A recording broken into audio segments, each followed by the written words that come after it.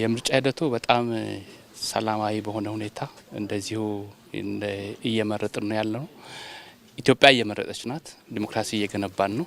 ኢትዮጵያን እየመረጥን ነው። ኢትዮጵያ የራሷን መንግስት ለማጽናት እየሰራች ነው።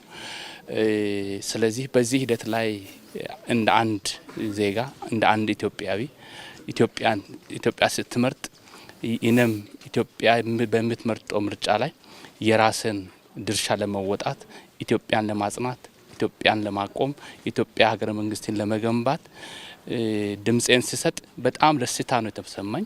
ዛሬ ልዩ ቀን ነው ለኢትዮጵያ። ዛሬ ልዩ ቀን ነው። ኢትዮጵያ እየመረጠች ናት። ኢትዮጵያ ዲሞክራሲ እየገነባች ናት። ኢትዮጵያ ለአፍሪካ ተምሳሌት የሆነ ዲሞክራሲ ለመገንባት ጥረት እያደረገች ነው ያለችው። ኢትዮጵያውያን በዚህ በነቅስ ወጥቶ በብርድ በቆፈን እየመረጡ ናቸው። የዚህ ሁኔታ ተካፋይ በመሆነ ደስታ ነው የተሰማኝ። ኢትዮጵያን ማጽናት የሚቻለው በምርጫ ብቻ በምርጫና በምርጫ ብቻ በዲሞክራሲ በሀሳብ ዲሞክራሲ በኮሮጆ ከጦርነት ከሌላ ነገር ወጣ ባለ መልኩ በኮሮጆ ብቻ መምረጥ ኢትዮጵያን ከፍ እያደረግናት ነው ያለችው። ዜጎቿ ኢትዮጵያን ከፍ እያደረጋት ነው ያሉት።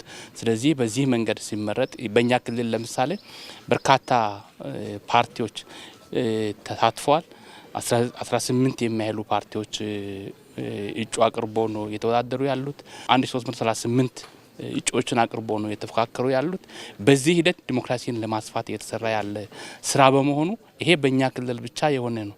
በሀገር ደረጃ በጣም በርካታ ፓርቲዎች ናቸው የተሳተፉት። ተዋንያን በሙሉ ኢትዮጵያን እያሳደገች ዲሞክራሲዋን እያሰፋች ኢትዮጵያን እያስመረጠች ኢትዮጵያ እየመረጠች ኢትዮጵያ ዲሞክራሲን እያሰፋች እንዳለች ነው የሚሰማንና ስለዚህ በአጠቃላይ ይሄ ሂደት በሰላማዊ መንገድ ከምዝገባ ጀምሮ እስከ ድምጽ አሰጣጥ ድረስ በሰላማዊ መንገድ ነው ይሄ ሂደት እየሄደ ያለው። ደስታ ነው ተሰማኝ ማለት ነው በዚህ ሂደት በመሳተፍ።